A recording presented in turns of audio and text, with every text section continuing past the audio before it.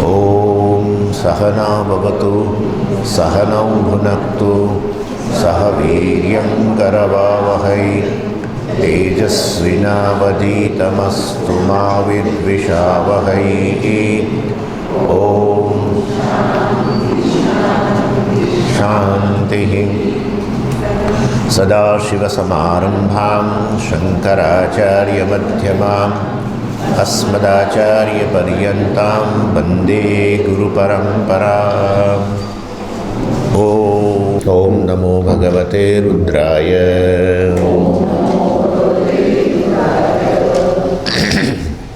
द्वितीय अनुवाक। नमो हिरण्यबाहवे सेनान्ये दिशाञ्च पतये नमः।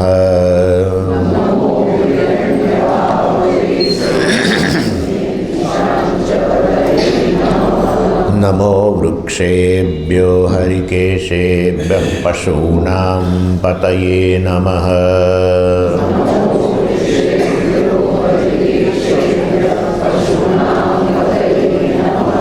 नमः सस्पिञ्जराय त्विषीमते पथीनां पतये नमः।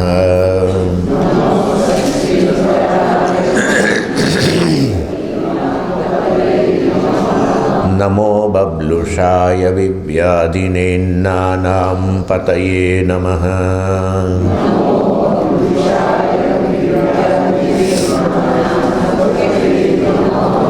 नमो हरिकेशायोपवीतिने पुष्टानां पतये नमः।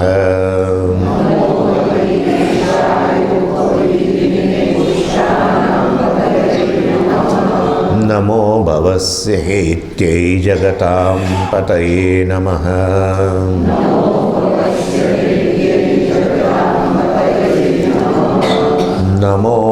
नमो रुद्राय तताविने क्षेत्राणां पतये नमः।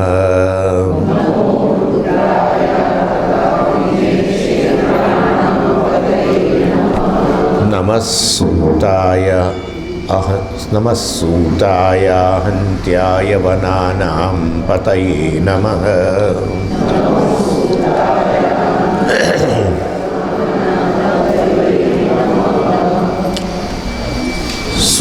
सूत એટલે યંત્ર ચલાવનારને સૂત કહેવાય। આ સમગ્ર જગતની પ્રત્યેક વસ્તુ જે નિયમપૂર્વક ચાલી રહી છે તો એની પાછળ એને ચલાવનાર। કાર જે છે વ્યવસ્થિત ચાલી રહી હોય રોડ ઉપર તો જરૂર ડ્રાઈવર હોવો જ જોઈએ। ડ્રાઈવર વગરની કાર માળ છે બધે, અહીંયા છે આપણે ચાઇનામાં ને બધે, પણ અમેરિકામાં પણ તો એનું સંચાલન તો થઈ જ રહ્યું છે ક્યાંકથી। એટલે સારથી વગર ન હોય। શરીર એ પણ કાર। શરીરમ રથમેવતુ ઇન્દ્રિયાણી હયાનાહુઃ એક્સેટ્રા એક્સેટ્રા। કઠોપનિષદમાં ઇન્દ્રિયાણી હયાન, ઇન્દ્રિયો 10 ઇન્દ્રિયો છે, 10 ઘોડાઓ છે, અને 10 ઘોડાઓ દ્વારા હંકાઈ રહેલો રથ જે છે એ છે આ શરીર। તો એની પાછળ એનો સારથી હોવો જોઈએ। એની પાછળ રહેલો વાસ્તવમાં તો અહંકાર છે, અર્જુન છે। પણ એ અહંકાર પોતાનું શરીરનું, પોતાના જીવનનું સારથ્ય શ્રી કૃષ્ણને સોંપી દે, પરમાત્માને સોંપી દે, કારણ કે વાસ્તવિક તે ચલાવનારો એ જ છે। તો પછી તો કલ્યાણ થઈ જાય। એટલે વાસ્તવમાં અહીંયા કહેવામાં આવે છે સૂતાયા, તો બહુ સુંદર છે। સારથી જીવનમાં રિલેક્સ બની જાઓ બસ। એટલે રિલેક્સ બની જાઓ એટલે શું, હવે આજથી બંધ કરી દઈએ, કશું કરીશું નહીં, અમે તો જાઓ, તમને મદદ નહીં કરી, એ ભગવાન ચલાવશે, તો સ્વામીનું બધી શિબિરો ચલાવશે। ના, કરવાનું કરો, પછીની ચિંતા છોડો, જે આપશે તે। અર્જુને કોઈ દાડો, મને ખ્યાલ છે ત્યાં સુધી મહાભારતના આટલા સંવાદોની અંદર ક્યાંય અર્જુને શંકા આવી વ્યક્ત નથી કરી કે આ મહારાજને તો મેં સોંપ્યું સારથી બનાવ્યા પણ આ તકલીફ ઊભી ના કરે તો સારું. આવું નથી. એટલે પછી શું થાય, જેને સારથી બનાવો એ આગળ રહે હંમેશા. એટલે સામેથી આવતું હોય એ બસ આપણે બચી જઈએ. સારથી અને રથી એમાં વાગે બાણ પહેલાં સારથી પછી રથી પર આવે એવું છે. એટલે એ રીતે આપણે આપણા જીવનનું સુકાન સારથીને સોંપી દેવું.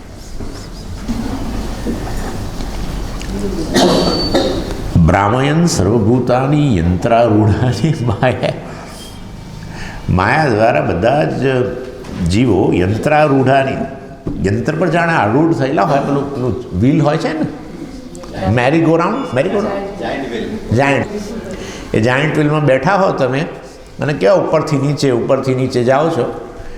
એવી રીતે બધા જીવો પરિભ્રમિત થઈ રહેલા છે.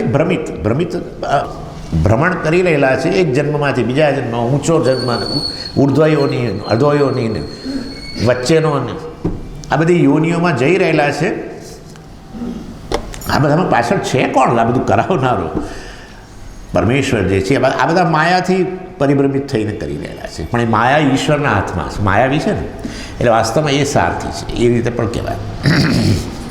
અને અર્જુનનો જે વિજય જે છે એ તો આ પૂરેપૂરો સારથીના આભારી છે.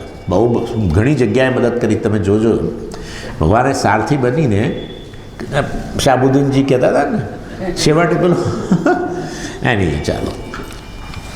એટલે ભગવાન જે છે એ અર્જુનના સારથી નહીં, આપણા બધાના જીવનના સારથી છે. જો તમે એને સ્વીકારો તો. ખરેખર એ સારથી જ છે, ચલાવી જ રહ્યો છે આપણો રથ, પણ આપણને ખબર નથી. જો આપણે કહીએ કે એ ચલાવી રહ્યો છે તો આપણે ભક્ત છીએ. આપણે કે મારા જીવન તો હું જ ચલાવી રહ્યો છું, હાંકનારો હું જ છું, તો આપણો અહંકાર છે, સંસારી છે. સૂતાય નમઃ, મનમાં કરજો નમસ્કાર. હે ભગવાન, આપ સારથીને મારા નમસ્કાર. અહંત્યાય નમઃ, અહંત્યાય. હંતુમ અશક્ત અયોગ્ય અહંત્ય. હંતુમ અશક્ત અયોગ્ય, જેને ક્યારેય જેનો નાશ ન થઈ શકે, જેનો નાશ ના થઈ શકે એવાને શરણે ગયા, એને જીવનનું સુકાન સોંપો તો તમે પણ નાશમાંથી બચી જાઓ. આપણે જે ડૂબતો માણસ પેલું એ ડૂબે એવું છે. આ સમયથી તમે બધું કહો છો, પણ આ વસ્તુ મારા જીવનમાં આવતી નહીં, એ જુદી વસ્તુ છે. પણ થોડીક ઇન્સાઇટ લઈને જાઓ અહીંથી. એક આખું અંતઃકરણ આવું આ જ્ઞાનથી, ઈશ્વરના જ્ઞાનથી પ્રકાશિત ન થાય તો ચિંતા નહીં. એક પ્રકાશનું કિરણ લઈને જાઓ, પછી ધીરે ધીરે વિકાસ થશે. અહંત્યાય નમઃ. અને મેં તમને હમણાં જ કહ્યું કે બધા જે સામેથી આવતા હતા બાણ, એ પહેલાં ભગવાન તરફ આવતા હતા મહાભારતના યુદ્ધમાં. અને કોઈ બાણ અર્જુન સુધી પહોંચ્યું જ નહીં, એકે બાણ ન પહોંચ્યું. આમ તો અર્જુનના રથના ઘોડાઓ પણ તમે ખબર છે બહુ સ્પેશિયલ, દિવ્ય હતા. રથ પણ દિવ્ય હતો એનો, અને સારથ્ય પણ આવું હતું. પણ તું એટલે જો રથ ખરેખર બચાવત એનો હોત તો ભગવાન એવું ના કહેવું પડે કે તું પહેલો ઉતરી જા. હા, સમજ્યા તમે? એટલે આવું એક જણે મને કહ્યું કે સ્વામીજી, ભગવાનનું કંઈ કામ નહીં થયું, તો ઘોડાઓ બધા દિવ્ય હતા અને રથ દિવ્ય હતો ને એના કારણે એનો જય થયો ને છેલ્લે ભગવાને સિદ્ધ કર્યું કે જો હું ઉતરી જઈશ, તું મને સુકાન નહીં સોંપું તો પૂરું થઈ જશે. રામ બોલો ભાઈ રામ. એટલે ભગવાનને જીવનનું સુકાન સોંપવું જોઈએ.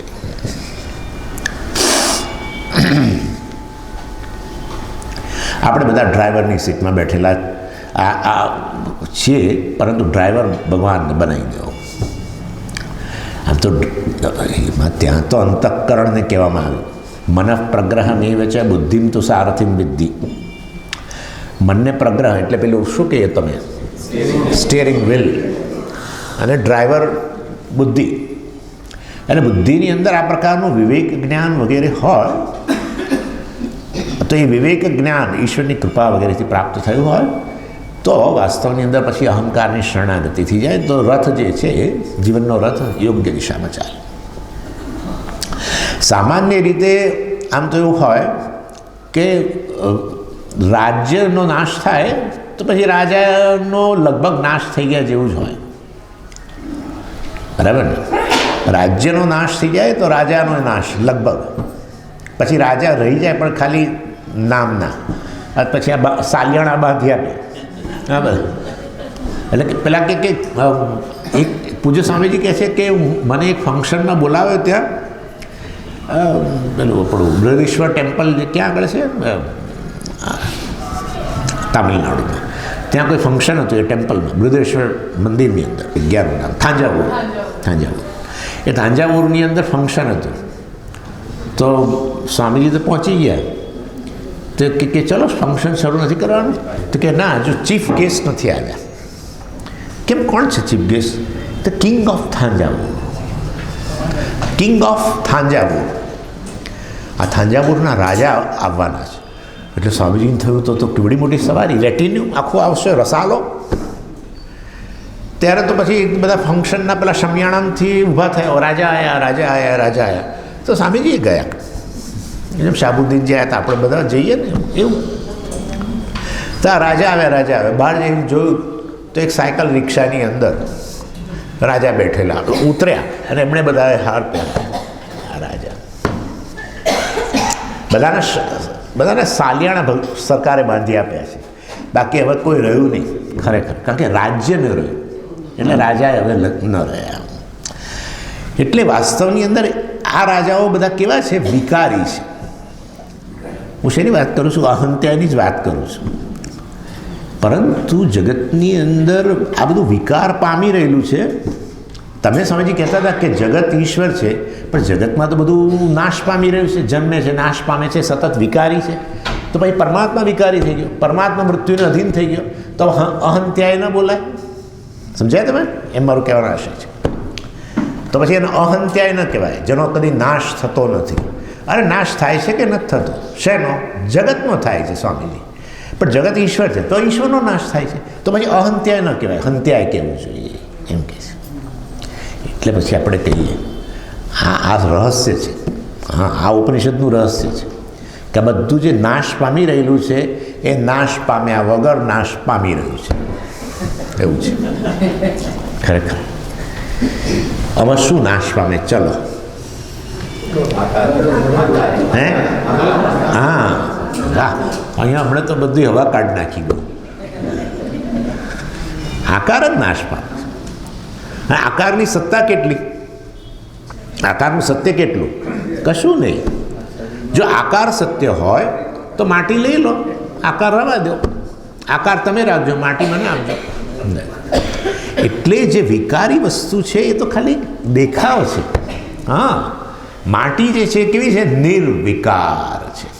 જન્મથી તે મૃત્યુ સુધી, આકારના જન્મથી માંડીને આકારના મૃત્યુ સુધી, નામરૂપના જન્મથી માંડીને નામ તમે આકારનું આપો છો. અને આનો આ આકારને તમે ગળો કહેશો, બીજો આકાર આવે તો તમે કુંડું કહેશો.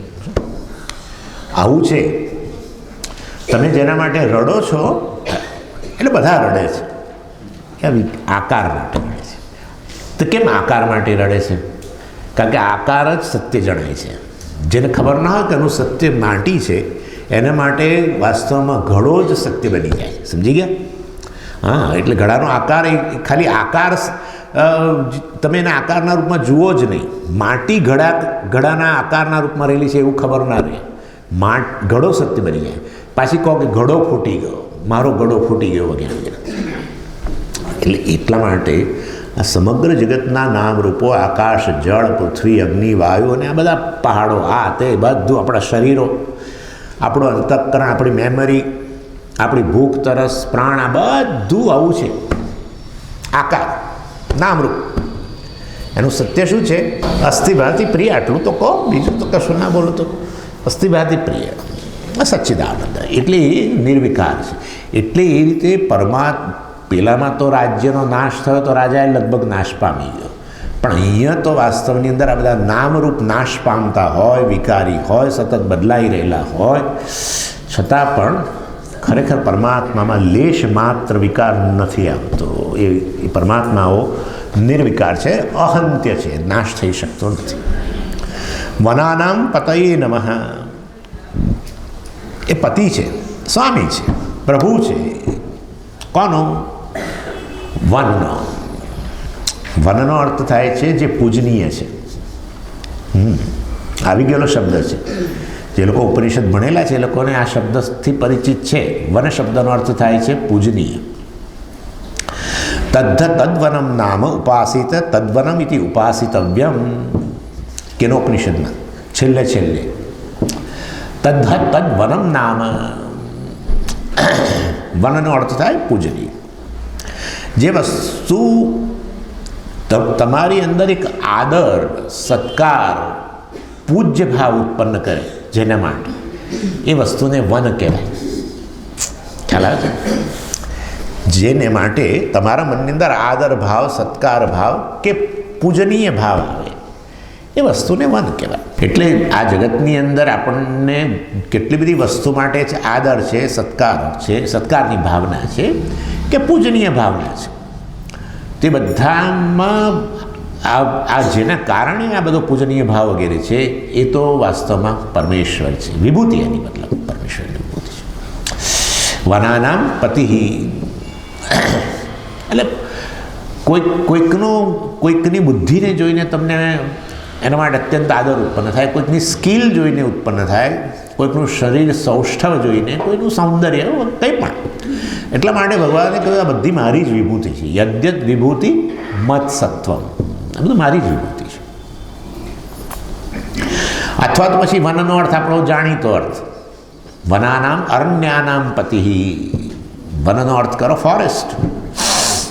આમ તો વૃક્ષાણામ પછી આવી જ રહ્યું છે પાછું 9માં. એટલે વૃક્ષોનો અધિપતિ કહેવાનું જ છે, પરંતુ અહીંયા વનનો અધિપતિ એટલે વાસ્તવની અંદર આ બધા જે વન જે વનના રૂપમાં જે અનુગ્રહ કરી રહ્યો છે. વનના રૂપમાં અનુગ્રહ. એવું કહે છે કે વન જંગલો જેટલા કપાતા જશે એટલી પછી વૃષ્ટિ વગેરે ઓછી થશે. વૃષ્ટિ એ જ સમૃદ્ધિ છે, હે ને? વૃષ્ટિ એ સમૃદ્ધિ. જે વર્ષે દુષ્કાળ પડ્યો ત્યારે પછી બજેટો બદલાઈ જાય બધા. ભાવ વધી ગયા, ફરાણું થઈ ગયું, ઢીકણું થઈ ગયું. કેમ તો કે દુકાળા પડ્યો છે, વરસાદ ના પડ્યો. એટલે વૃષ્ટિ જે થઈ રહી છે એના માટે જવાબદાર વન છે. એટલે ભગવાન વનના રૂપમાં અનુગ્રહ કરી રહ્યો છે. બીજું ગણવાનું બધું, સમુદ્રો ગણવાના, સૂર્ય ગણવાનો, આ બધાનો વૃષ્ટિમાં ફાળો ખરો ને. પરંતુ વનનો પણ ફાળો, એટલે જે વાસ્તવમાં જંગલોના રૂપમાં, વનના રૂપમાં અનુગ્રહ કરી રહ્યો છે.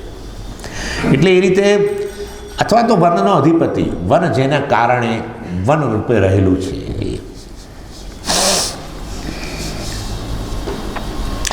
ચાલો આગળ. નમો રોહિતાય સ્થપતયે વૃક્ષાણામ પતયે નમઃ.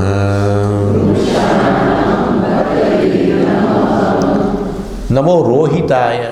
રોહિત અને લોહિત એક જ વસ્તુ છે, અર્થાત જે લાલ છે. તો લાલ શું છે? દૂર સુધી ક્યાં જવું?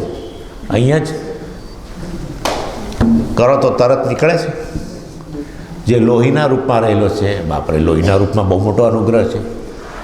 હા, આ એવું કહે છે ને, બ્લડ આપણું જે છે બધે આખા શરીરને ઓક્સિજન પણ પહોંચાડે ને બીજું જે પણ હશે બધું કેટલું હશે આપણને કંઈ બહુ ખબર નથી. પરંતુ અર્થાત જે આ રક્તના રૂપમાં રહેલું છે, જેને કારણે વ્યક્તિ ટકેલી છે. એવું કહે છે આ લોકો, રક્ત એક થોડું વધારે વહી જાય બહાર તો જીવન ભયમાં આવી જતું હોય. એટલે પરમેશ્વર આ રીતે લોહીના રૂપમાં રહીને જીવોના શરીર ટકાવી રહ્યો છે, જીવોને ટકાવી રહ્યો છે. સ્થપતયે નમઃ. બહુ ઇન્ટરેસ્ટિંગ છે સ્થપતિ શબ્દ. સ્થાતા ચ અસૌ પાતા ચ. આવો એક ગણ છે સંસ્કૃતની અંદર, એને પુરુષોદરાદિ ગણ કહે છે. એમાં રહેલા શબ્દો બધા આવી પ્રકારની અનિયમિત રીતે બનેલા. સ્થાતા ચ અસૌ પાતા ચ ઇતિ સ્થપતિ એમ કહે છે. જે જે બધાના રૂપમાં સ્થિત છે ને બધાને નરિશમેન્ટ દ્વારા રક્ષણ કરી રહ્યો છે. સસ્ટેનર ને પ્રોટેક્ટર કહીએ ને એવું. સ્થપતિ વૃક્ષાણામ પતયે નમઃ આવી ગયું, વૃક્ષોનો અધિપતિ. એટલે આવું કહી શકાય. આપણે એકચ્યુઅલી આપણા શરીરમાં જે લોહી છે વૃક્ષોમાં હોય છે. વૃક્ષોમાં લોહી પણ એ પેલું કે લોકો એને સેપ કે શું કહેતા હોય છે, રસ. હા, રસ. હા, એના એવું કહે છે એ સુકાઈ જાય. તમે જ્યારે વૃક્ષને કાપો તો પેલી ડાળી સૂકી તમને લાગે, તો સૂકી ડાળી જે છે તો પછી એમ કે ભાઈ આ અંગ એનો નાશ પામી ગયો. હજુ ડાળી લીલી છે સ્વામીજી, હજુ જીવે છે વૃક્ષ, એ આ સેપને કારણે. એટલે વૃક્ષોમાં એ રસ અને આપણામાં લોહી એક જ વસ્તુ. એટલે અહીંયા વૃક્ષાણામ પતયે નમઃ, જે વાસ્તવમાં વૃક્ષોનું આ સેપના રૂપમાં રક્ષણ કરી રહ્યું છે, આપણું લોહીના રૂપમાં રક્ષણ. એવી રીતે આપણે અલગ કરી શકીએ. અથવા તો પછી આ બધા જે વૃક્ષો જ્યાં રહેલા છે, બધા ઉદ્યાનો, જે વાસ્તવમાં એ ઉદ્યાનોનો જે અધિપતિ છે, માલિક છે બધા ઉદ્યાનો, આવું કહી શકો. હવે જેટલો અર્થ લેવો હોય એટલો, જેટલું ઉમેરવું એટલું ઉમેરી શકો તમે. હા, સમજ પડે. એ ઉદ્યાનમાં ફરવા જાય છે તો જતો હશે, આપણને ખબર નથી, પરંતુ સર્વ ઉદ્યાનોનો જે પતિ છે એને હું નથી માનતો એ જતો હોય ફરવા માટે, કે એને સમય જ નથી. એટલા બધા લોકો એને પ્રાર્થના આખો દિવસ રાત્રે કરતા હોય છે, એક મિનિટે કરતા હોય છે. ઊભા થઈને કામ કરે પછી બેસવા જાય, હે ભગવાન કરીને બોલ, એટલે એ પ્રાર્થના જ થઈ ને. એ કેટલું યાદ કરીએ છીએ. એટલે આવી રીતે વાચિક અથવા તો પછી માનસિક રીતે સતત યાદ કરતા હો. અને કેટલા બધા ધાર્મિક કાર્યો થઈ રહ્યા છે એના દ્વારા પણ એને બોલાવો છો, એના માટે એના પ્રત્યે કર્મફળની અપેક્ષા રાખો. એટલે આમ પરમેશ્વર જે છે એ આ રીતે વૃક્ષાણામ પતયે નમઃ, અને સ્થાતા ને પાતા, એ મતલબ એ બધી જગ્યાએ રહે છે, અને પાતા બધાનું રક્ષણ કરે છે. નમો મંત્રિણે વાણિજાય કક્ષાણામ પતયે નમઃ.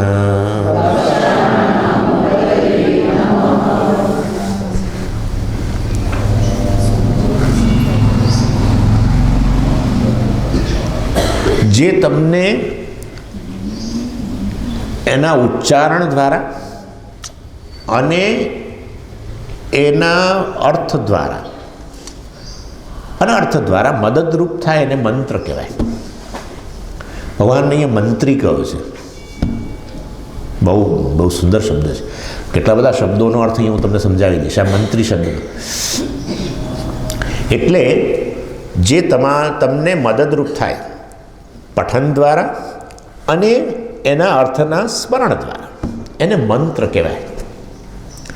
અને આવું કહેવાય છે કે વેદના મંત્રો. સમજી, વિષ્ણુ સહસ્રનામના શું કહેવાય? મંત્રના શ્લોકો કહેવાય. વેદના શ્લોકો ના બોલાય, વેદના મંત્રો બોલાય. એ પ્રથા.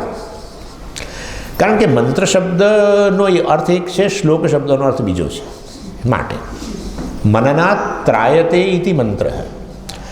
મનન દ્વારા, અર્થસ્મરણ દ્વારા અને ચેન્ટિંગ. અર્થસ્મરણ ત્યારે જ થાય જ્યારે તમે એને રિપીટ કરો, બોલો મનમાં કે જે રીતે. એટલે એ રીતે વાસ્તવની અંદર મનન દ્વારા, ખાલી કહ્યું મનન દ્વારા જે તમારું ત્રાયતે રક્ષણ કરે એમના મંત્ર. આ બધા વેદ મંત્રો જે છે બધા કેટલાક કરોડો મંત્રો છે. એવું કહેવાય છે સપ્તકોટિ મહામંત્રાહ. સપ્તકોટિ 7 કરોડ મહામંત્રો છે. અને મંત્ર જે છે એ ગુપ્ત વસ્તુ છે. સમજે, અમને મંત્ર દીક્ષા આપો, લો અહીં બેઠો છું ને ભાઈ, તમે આપણે પછી મળીશું. ના, અહીંયા જ આપો મને, મારા બધાની હાજરી ના મળે. હું નથી આપતો, આ તો વાત કરું છું તમને. હું કારણ આપણે દીક્ષા આપણે કંઈ આપવા માટે સમર્થ નથી, પરંતુ જ્યાં તમે લેતા હો મંત્ર દીક્ષા, તો એ તમે જોજો આચાર્ય હંમેશા કહેશે કે ભાઈ તમે આપણે ફલાણા બાજુના રૂમમાં જઈએ. આમ મંત્ર વસ્તુ ગુપ્ત હોય છે. હા, કારણ કે ગુપ્તનો અર્થ છે જે સિક્રેટ છે, અને એમાં આખા બધા વેદના મંત્રો, એમાં આપણા ઉપનિષદના મંત્રો આવી ગયા. ઉપનિષદના મંત્રો ગુપ્ત છે. ઉપનિષદ શબ્દનો જ અર્થ રહસ્ય છે. આ ક્યાંથી લઈ આવ્યા? તમે ખિસ્સામાંથી આવ્યું? ના, ખિસ્સામાંથી નથી આવ્યું. ઇત્યુપનિષદ એમ કરીને જે તૈત્તરીયમાં જ્યારે એ મંત્ર આવે છે, ઇત્યુપનિષદ, ત્યાં ભાષ્યકારે કહ્યું કે આ ભાષ્યકારે ઉપનિષદ શબ્દનો અર્થ સમજાવતા કહ્યું જે રહસ્ય છે. અને મહાન રહસ્ય, આ તો આવું ટોપ સિક્રેટ. વેદાંતના મંત્રો ટોપ સિક્રેટ માટે ભગવાને કહેવું પડ્યું રાજગુહ્યમ. રાજવિદ્યા રાજગુહ્યમ. ગુહ્યમ એટલે ગુપ્ત. રાજગુહ્યમ સર્વ ટોપ સિક્રેટનો પણ રાજા, મતલબ સિક્રેટનો રાજા, ટોપ સિક્રેટ. ચાલો એવું રાખો. તમને કહેવામાં આવે, વિચારો તમે, મને તો અહીંયા રૂવાટો, તમને કહેવામાં આવે કે તું બ્રહ્મ છું, એટલે તમારે શું કહેવું જોઈએ? હું બ્રહ્મ છું. બરાબર છે? બરાબર. હવે હું શબ્દ ગુપ્ત છે, બધું ગુપ્ત હોઈ શકે. હું અલા, એ તો અપરોક્ષ છે. હું કોઈ દિવસ ગુપ્ત ન હોઈ શકે. હું ઢંકાયેલો કદી ન હોઈ શકે. હુંને માટે બધી વસ્તુઓ ઢંકાયેલી હોઈ શકે. તમારું જ્ઞાન ઢંકાયેલું હોઈ શકે, તમારી સ્મૃતિ કેટલી છે ઢંકાયેલી હોઈ શકે, તમારી લાગણીઓ તમને પોતાની ના ખબર એવું હોઈ શકે, કદાચ તમારી ભૂખ તરસ ઢંકાયેલી હોઈ શકે, લાગી હોય ઘણીવાર તમારું ધ્યાન ન હોય, તમારા શરીર વિશે બીજાઓ કે ત્યારે તમને કંઈક ખબર પડે, નહીં તો એ ખબર નથી પડતી. એટલે ઇન શોર્ટ, હુંથી અન્ય વસ્તુ ગુપ્ત હોઈ શકે. હું કંઈ ક્યાં ગુપ્ત છે? સતત પ્રગટી જ રહેલો છે હું, ત્રણેય અવસ્થાઓની અંદર. એવું હું બ્રહ્મ છું. તો આપણે તમારે તરત જ કહેવું જોઈએ કે હા સ્વામીજી, હું તો બિલકુલ પ્રગટ છે, માટે એ હું બ્રહ્મ છું, એ સત્ય વસ્તુ પ્રગટી કદી નથી પ્રગટતી. જોયું તમે? એટલે આમ જુઓ તો કંઈ સિક્રેટ નામની વસ્તુ જ નથી. હું કોઈ દિવસ સિક્રેટની વસ્તુ છે જ નહીં, હું ગુપ્ત છે જ નહીં. એ હું બ્રહ્મ છું, એ સત્ય વસ્તુ હંમેશ માટે સિક્રેટ રહે છે. એટલા માટે ભગવાને કહ્યું રાજગુહ્યમ. ઇન શોર્ટ, વેદાંતના મંત્રો તત્વમસી, અહમ બ્રહ્માસ્મિ, ફલાણું ફલાણું, સત્યમ જ્ઞાનમ અનંતમ બ્રહ્મ વગેરે. એટલા માટે લોકો કહેતા હોય છે કે સ્વામીજી, બ્રહ્મનો અનુભવ ક્યારે થશે? બોલો, વિચારો. આ પૂછનારો બ્રહ્મ છે, એ બોલનારો એ જવાબ, એની વાત જ ના કરે. મને બ્રહ્મનો અનુભવ ક્યારે થશે? અર્થાત બ્રહ્મ હુંથી અન્ય છું. તો પછી મેં અહમ બ્રહ્માસ્મિ કરીને સમજાવ્યું, એનું શું થયું? એ બધું ગયું. Top secret. ઉપનિષદ રહસ્ય જ રહે છે. એ રહસ્ય સત્ય થાય છે કેવળ થોડાક લોકો માટે, જે લોકોએ જીવનની અંદર ધાર્મિક જીવન જીવ્યા હોય, રાગદ્વેષ નિવૃત્ત થયા હોય, એ લોકો માટે. અને એવી રીતે વેદના બીજા બધા મંત્રો જે છે એ પણ ગુપ્ત કહેવાય છે. એનીવે, અને એના પરથી જ આપણા ત્યાં શબ્દ આવ્યો, એક સરનેમ આપણા ત્યાં આવી, ગુપ્તા. હા, સામાન્ય રીતે જે બધું ગુપ્ત રાખે ગુપ્તા. આ મોટા ભાગના ગુપ્તાઓ જે છે ને, એ બધા એકાઉન્ટન્ટો હોય છે. ના, હિસાબ. અને એકનો એકાઉન્ટ બીજાને ના કહેવાય.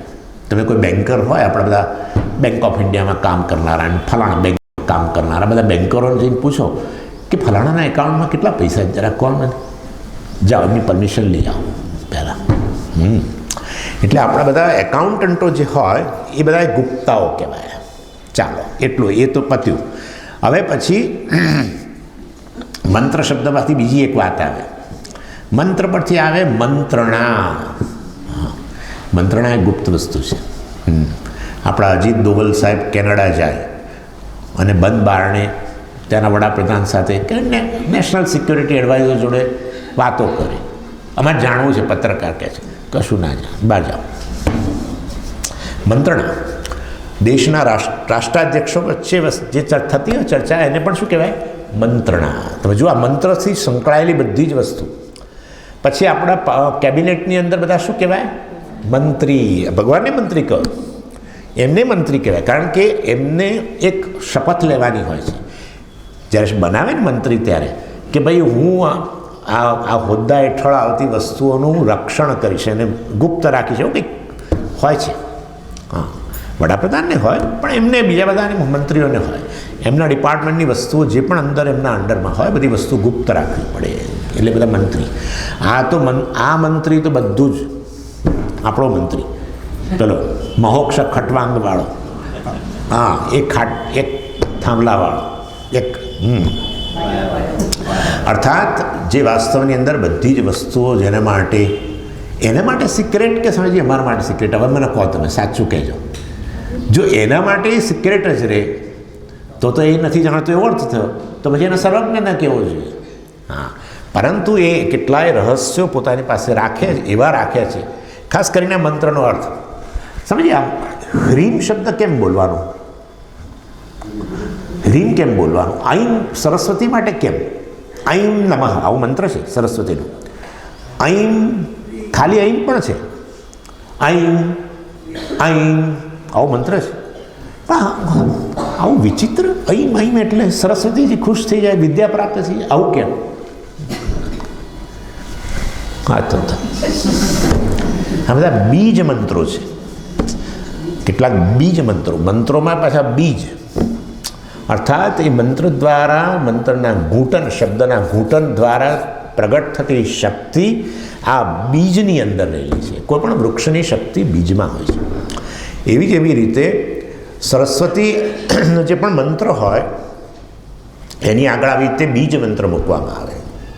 ઇનફેક્ટ લોકો ઓમકારને બીજ કહે છે, ઓમકારને બીજ મંત્ર ગણે છે. જરૂરી નથી, ઓમકાર વિશે તો બીજી બધી બહુ ચર્ચા છે, પરંતુ ઓમકારને તો સમજાવી શકાય છે. એમને સમજાવ્યું હતું ને, ઓમકાર તો સમજાવી શકાય છે કે ઓમકાર વાસ્તવમાં સર્વકાય છે, પરંતુ આ ઐમ કૃષ્ણ માટે ક્લીન પણ છે. ક્લીન કૃષ્ણાય ગોવિંદાય ગોપીજન વલ્લભાય પરાય પરમપુરુષાય પરમાત્મને પરમંત્ર યંત્ર તંત્ર. યાદ આવે છે સુદર્શન હોમ કરતા હતા આપણે એક જમાનામાં, વિશ્વેશ્વર મહાદેવમાં સુદર્શન હોમના મંત્ર છે. એની એટલે ક્લીન કૃષ્ણાય, ગંગ ગણપતયે નમઃ, ઓમ હમ હનુમતે નમઃ, હમ છે આવી રીતે. અને દુર્ગાનો દુમ છે, હા, ઓમ હ્રીમ દુમ દુર્ગાયે નમઃ. એટલે આ રીતે કેમ ગુપ્ત છે આવું. ઇનફેક્ટ આવી એકાક્ષરી ડિક્શનરી છે, બીજ મંત્રોની ડિક્શનરી છે કે જે તે બીજ મંત્ર કોનો છે એ પરની ડિક્શનરી હોય છે. લોકો ગમે ત્યાંથી ગમે તે લગાડે છે અને એવું માને છે કે જેટલું ઉચ્ચારણ કરવામાં અઘરું પડે એવા મંત્રોનો જો પાઠ કરીએ ને તો બહુ મોટું ફળ મળે. એટલે તમે ઘણીવાર તો એવું બોલે આપણને થાય કે આ શું બોલી ગયા, ચેટાવી એટલે મને થાય કે આ પેલું, હા ખરેખર એ, કારણ ખાસ કરીને શક્તિના મંત્રોમાં આવું બધું બહુ લગાડતા હોય છે. આ બધા પડવું નહીં, સાદા આપણા શાસ્ત્રની અંદર આપેલા જ છે કયા બીજ મંત્રને કયા મતલબ ઉપયોગ કરવો જે તે મંત્રના સાથે એ કહેવામાં આવ્યું છે. એનીવે એટલે સર્વ મંત્રો જે છે, સર્વ મંત્રોના અધિપતિ આ મંત્રી, એમને નમસ્કાર. નમો મંત્રીને. મંત્રીને તો તમને ખબર છે, મંત્રી શબ્દ મંત્ર અસ્ય અસ્તિ ઇતિ મંત્રી, મંત્ર ધરાવનાર મંત્રી. મંત્ર એટલે આવો જે ગુપ્ત વસ્તુઓ ધરાવે છે. અને સર્વ મંત્રો જે છે એનો અધિપતિ છે, માટે મંત્રી. અને મંત્રીને ચતુર્થી વિભક્તિ કારણ કેમ? નમઃ. મેં કહ્યું હતું ને તમને, નમઃ શબ્દ આવે ત્યારે જેને નમસ્કાર કરતા હોય એની ચતુર્થી વિભક્તિ મૂકવી પડે. પ્રત્યેક મંત્ર જે છે એના દ્વારા દેવતાનું આવાહન થતું હોય છે. અને વાસ્તવમાં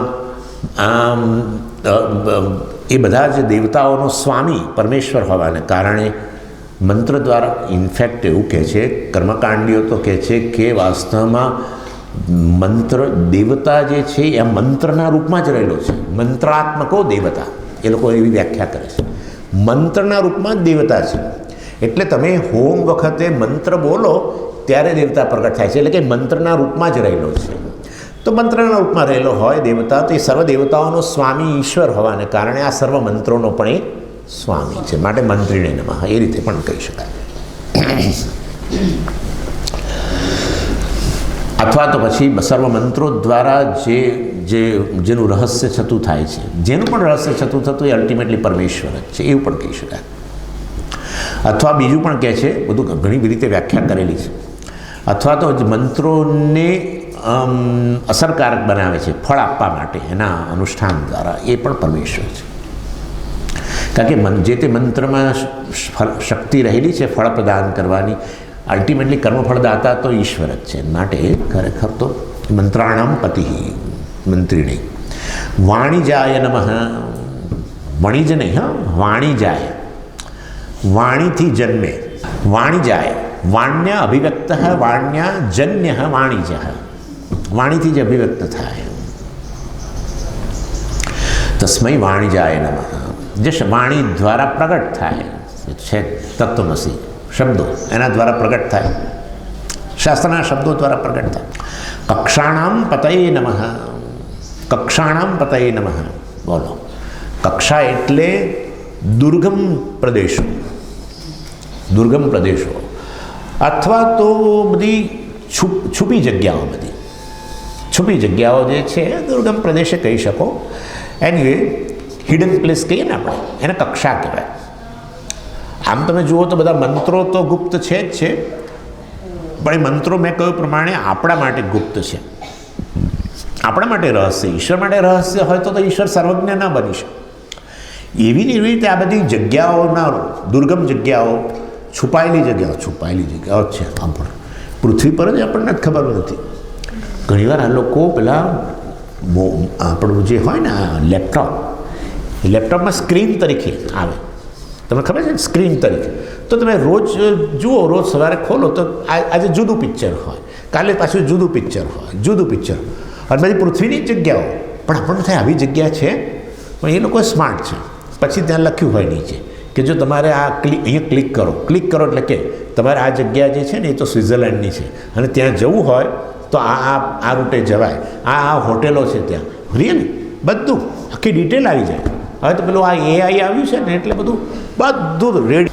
આપણા માટે દુર્ગમ, પૃથ્વી પર જ આખી જિંદગી આપણી તો પૃથ્વી પર ગઈ, અને હવે તો હજુ કેટલીય જશે ને, ભૂતકાળમાં ગઈ છે, પણ કદી ખબર નથી. ઈશ્વર માટે નહીં.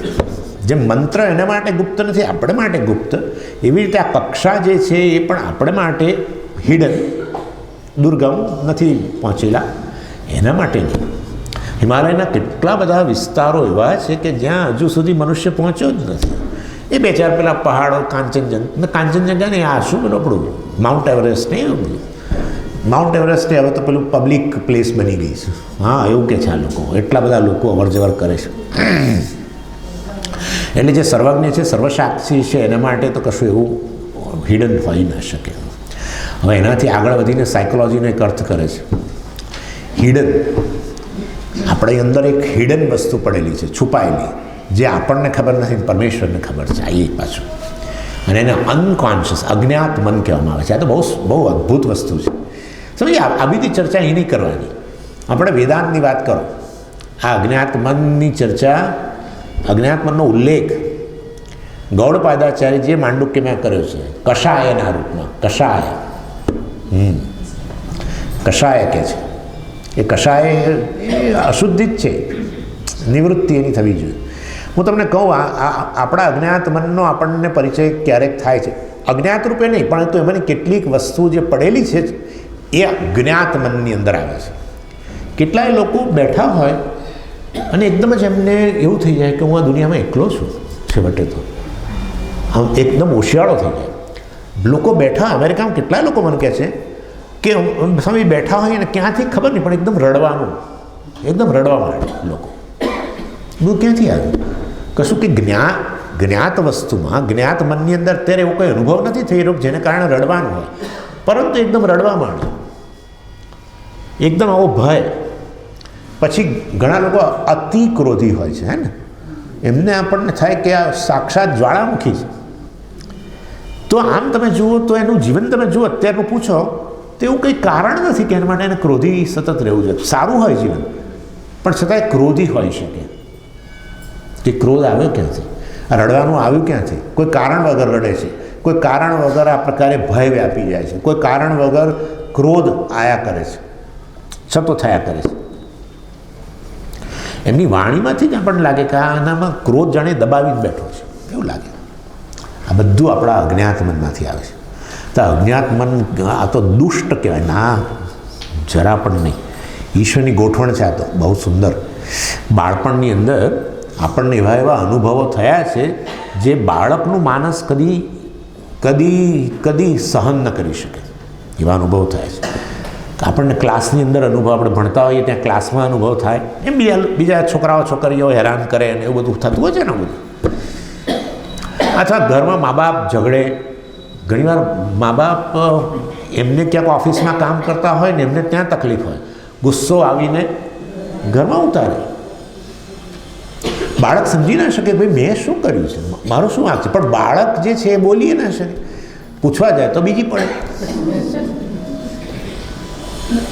એટલે બાળક તરીકે મને એવા એવા અનુભવો થયા છે કે જે બાળ માનસ તરીકે હું એને સહન ન કરી શકું. ભગવાન તરત જ ફ્લિપ ઓવર કહે છે. એટલે જ્ઞાત મનમાં થયા અનુભવો એને અજ્ઞાત બનાવી દે. બસ પતી ગયું, બચી ગયું બાળક. સમજી ગયા તમે? ત્યાં ગાડું થઈ ગયું કે કંઈક થઈ ગયું હતું. આવી રીતે બધું અજ્ઞાત મનમાં પડેલું હોય. પછી હવે આપણે મોટા થયા એટલે હવે અજ્ઞાત મનમાંથી બધું બહાર આવે.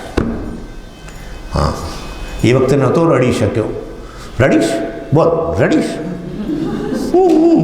લે બીજે આપું છું. હું કે પાછા લે બીજી આપું છું. બોલ હવે રડીશ? હવે રડીશ? એટલે એ વખતે ન રડી શક્યો, હવે રડે. અજ્ઞાત મનમાંથી બહાર આવે. જ્ઞાત મનમાં કોઈ એવો અનુભવ નથી કે જેને કારણે અત્યારમાં રડવું પડે. કેટલા લોકો અમેરિકામાં તો આવી રીતે. પછી હું એમને કહું ભાઈ આ તો સારું છે, રડી લેવું, બધા બહુ રડે છે, આપણે રડી લેવું. એક જ રસ્તો છે, અજ્ઞાત મનમાં રહેલી આ બધી વસ્તુઓને જ્ઞાત મનમાં લાવી અને બહાર ધકેલવી. વેન્ટિંગ આઉટ કે છે, વેન્ટિંગ આઉટ. ક્રોધને આવું કરવું જોઈએ. ક્રોધને બહાર આવી રહ્યો હોય, કોઈ કારણ વગર ક્રોધ બહુ આવતો હોય તો એના માટે શું કરવાનું સ્વામીજી? બહાર અભિવ્યક્ત કરવાનું. એટલે શું કોઈને વિક્ટીમ બનાવવાનું? નહીં. એક ભીનો ટુવાલ લેવાનો અને ભીનો ટુવાલ આપણા બાથરૂમની અંદર ધાડ અથવા તો પછી આ અહીંયા આની બહાર, અહીંયા સુધી આવવાની જરૂર નથી, અમદાવાદમાં પણ કરી શકો.